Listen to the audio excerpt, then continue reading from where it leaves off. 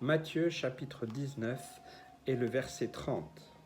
Plusieurs des premiers seront les derniers et plusieurs des derniers seront les premiers. Waouh, c'est pas logique ça, hein. C'est comment, qu'est-ce que Jésus il a voulu dire. Il parle bien entendu, le sujet c'est l'héritage de la vie éternelle, hein.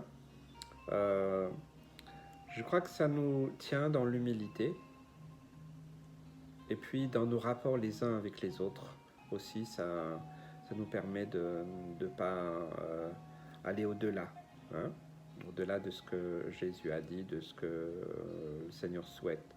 Ça nous parle d'humilité, bien sûr, une profonde humilité, de considérer les intérêts des autres, de se réjouir de ce que l'autre réussit. Et puis, il y a plein de choses par rapport à ça, hein. Euh, Ceux qui se considèrent comme étant les meilleurs, les plus forts, les plus grands, les plus beaux, généralement ils ont tellement d'orgueil qu'ils méprisent les autres. Et c'est certainement pas un trait d'un chrétien né de nouveau, ça. Certainement pas, non. Donc ils pensent être les meilleurs, les plus grands, les plus beaux, les premiers, mais en réalité ils sont les derniers. Et beaucoup qui, peut-être, vous savez, il y a l'humilité, j'aurai l'occasion peut-être d'en reparler, il y a la fausse humilité. Hein. Ah non, non, moi je veux pas. En réalité, il veut pas être mal vu ou se montrer tel qu'il est. Mais aussi, il y a une forme d'humilité un peu tordue. C'est-à-dire que c'est une façon d'être mielleux, d'être de jamais accepter. Oui, oui, une forme de timidité. On n'accepte pas vraiment d'être mal vu. C'est pas de l'orgueil, mais c'est un excès d'humilité pour essayer de montrer qu'on est tellement humble. Donc c'est pas mieux, hein. C'est pas mieux. Et donc ces personnes, eh bien, ils vont avoir tendance à toujours eh bien, s'effacer. Ok, je pense qu'en tout, il faut de l'équilibre. Dans la vie chrétienne, il faut de l'équilibre. L'équilibre. Moi, je dis tous les jours, Seigneur, moi, je ne suis rien, je ne peux rien, je mérite rien. Moi, je suis le plus petit, vous savez, vous pouvez trouver des milliers d'autres enseignements bien plus construits et autres. Je dis souvent, Seigneur, moi, je suis le dernier et le plus petit des ministères de tout l'univers. Voilà, mais moi, ça me vient, ça me convient. Comme ça, je reste près de toi et puis voilà, je fais ce que tu me demandes, j'essaye de faire au mieux, mais bon, voilà, ok. Ça ne m'intéresse pas d'être le premier, d'avoir la plus grande assemblée, d'avoir le plus grand nombre de ceci, cela. Ça ne m'intéresse pas. J'ai autre chose à faire, hein. Parce que moi, je veux que ce soit mon maître, mon sauveur et mon roi qui soit vraiment le premier, celui qui soit honoré. Moi, bon, voilà. On m'oubliera, hein, voilà. Quelqu'un disait, ouais, il ne faut pas oublier que le monde, il existe avant qu'on arrive, avant qu'on naisse, et puis qu'on va continuer aussi, hein, jusqu'au moment où Dieu va dire stop. Mais voilà, faisons attention. Donc, la notion de place, elle ne nous appartient pas. Moi, c'est ce que je retiens de ce texte. C'est pas à nous de définir qui est le premier, le meilleur. Des fois, voilà, un tel ministère, ouais, vous savez, dans certains endroits, maintenant on emploie bishop, archibishop. C'est quoi ça? On est où là? Dans un cirque? Attention, je crois que vraiment il faut faire attention.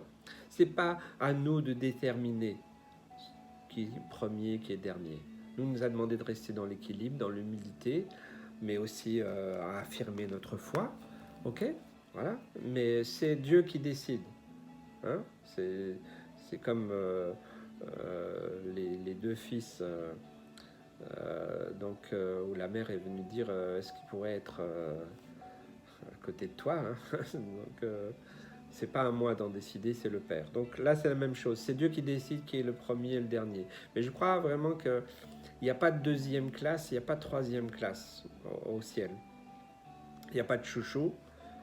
Après, il y en a qui ont vécu des choses particulières, ils ont eu un héritage. Voilà. Mais franchement, L'amour de Dieu, il est invariable, il est égal pour tous. On n'est pas capable d'aimer comme ça. On a toujours besoin de faire des sélections. Mais Dieu ne fait pas de sélection.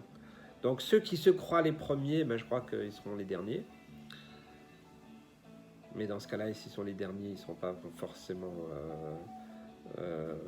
donc pris.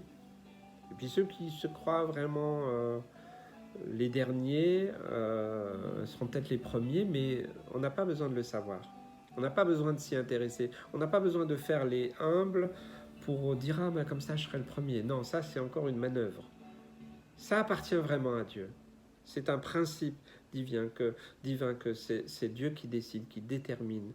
Et c'est pas à nous de le faire. Parce que sinon, on va faire plein de comparaisons, on va se tromper, voilà, on peut déterminer que voilà, le plus grand ministère de ceci, de cela.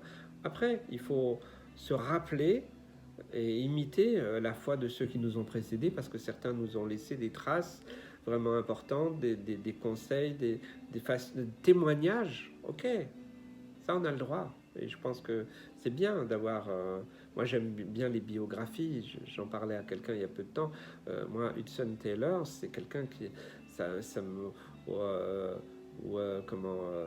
Muller aussi, et tant d'autres, et tous les revivalistes. J'aime lire un peu quelle a été leur vie, parce que ils étaient des hommes comme moi, mais ils ont aussi manifesté un témoignage, une foi. Voilà, David Wilkerson, il s'est jamais prétendu prophète, mais pourtant il avait une voix prophétique. Ok, mais il ne le savait pas, c'est mieux. Voilà, ça, c'est laissons Dieu déterminer ce genre de choses et pas nous, parce qu'on va faire plein d'erreurs et on va se fourvoyer et puis ça va nous conduire à du désordre.